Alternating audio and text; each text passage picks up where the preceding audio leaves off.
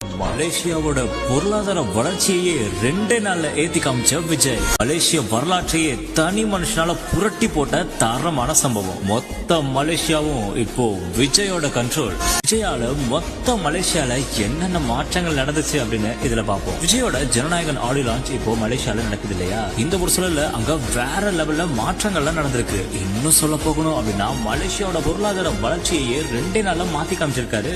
என்னங்க சொல்றீங்க அப்படின்னு கேட்டீங்கன்னா, ஆமா, அங்க ஹோட்டல்ஸ் எல்லாம் இருக்கும் இல்லையா? அது மாதிரி பட்ஜெட் ஹோட்டல்ல இருந்து 5 ஸ்டார் ஹோட்டல் வரைக்கும் ஒரு ஹோட்டல் கூட இப்போ புக் பண்ண இடமே இல்லையா? என்னப்பா சொல்ற அப்படிங்கிறீங்கன்னா, ஆமா, வெளிநாட்டுல இருந்து பல பேரும் அங்க போயிருக்காங்க. இதுக்காக விஜயோட ஆடியோ லான்ச் பார்க்கதான். அது மட்டும் இல்லாம விஜயோட லாஸ்ட் ஸ்பீச் இல்லையா, அதை பாக்குறதுக்காகவே எல்லாரும் போயிருப்பாங்க போல. அதனால அங்க இருக்க ஹோட்டல் எல்லாமே புக் ஆயிடுச்சு அப்படின்ற மாதிரி சொல்றாங்க. இன்னும் சொல்ல போகணும் அப்படின்னா பார்க்கிங் கூட அங்க இடமே இல்லையா? கேட்கறப்பவே ஆச்சரியமா இருக்குல்ல. மொத்த மலேசியாவும் இப்போ விஜயோட கண்ட்ரோல் அப்படின்னு சொல்ற அளவுக்கு வேற லெவல்ல பொருளாதார வளர்ச்சியே மாறி இருக்கு அப்படின்ற மாதிரியும் சொல்றாங்க. இதை பத்தின உங்களுடைய கருத்துக்களை எங்க கூட ஷேர் பண்ணிட்டு போங்க.